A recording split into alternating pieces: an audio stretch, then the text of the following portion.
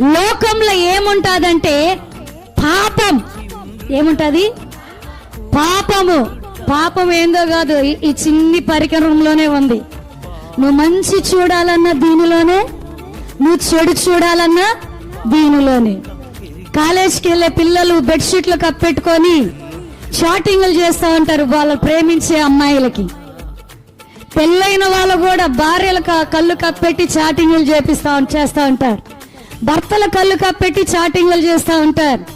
నువ్వు ఎక్కడికో ఊరికి పాపం చేయడానికి, నువ్వు ఇతర దేశానికి వెళ్ళబల్లే పాపం చేయడానికి, వ్యభిచార గృహాల్లో నువ్వు అడుగు పెట్టబల్లే పాపం చేయడానికి, జస్ట్ ఈ ఫోన్లో నువ్వు కరెక్ట్ డెసిషన్ తీసుకోకుండా రాంగ్ డెసిషన్ తీసుకుంటే నీ యొక్క అడుగు వేరే దారిలో వెళ్ళడానికి ఇది ఎంతగానో తోడ్పడద్దండి. అవునంటారా కాదంటారా?